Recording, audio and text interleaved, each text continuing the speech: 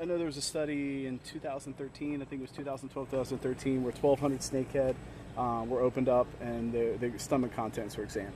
And it was something like 74% of what was found in there was killifish. Right. Okay, so killifish. Killifish is a forage or is a bait fish for everything. So I mean, is there any second or third kind of? So yeah, there's a couple different ways to look at consumption. So what you just cited was frequency of occurrence. In other words, and as an aside, I don't think snakeheads are selecting anything. As a snakehead angler, I think you might agree that when a fish is hungry, if you throw something in front of his face, it's going to eat it. It doesn't matter what the hell it is. Yeah. They're going to eat it. And frequently they're not hungry, which is very frustrating. But banded killifish are the #1 food item because they occupy the same habitat as northern snakeheads. They are in very, very shallow, heavily vegetated tidal flats in 2 feet of water or less.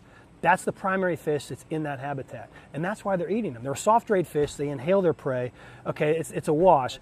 But in terms of biomass, the amount of, if we were going to take a weight or a volumetric measurement of their food items, probably bluegill or white perch would be ahead of banded killifish just because the bluegill they're eating are maybe 6 inches, 7 inches, and it takes a lot of banded killifish to equal 1 6-inch bluegill. Yeah. So if you these things are on average right, yeah, banded killifish is the size of your pinky finger. So if you look at it that way, you could say, banded killifish, bluegill, and white perch are probably the 3 most important forage items for snakeheads, and which bass also eat. Yeah. But again, we get back to that same question. Competition is not in play unless there's a limitation on the resource. Dietary overlap and competition are 2 different things. Bass and snakeheads have dietary overlap. That's not, without question. It's only competition if that resource is limited. And at this point, it's not limited. I would argue.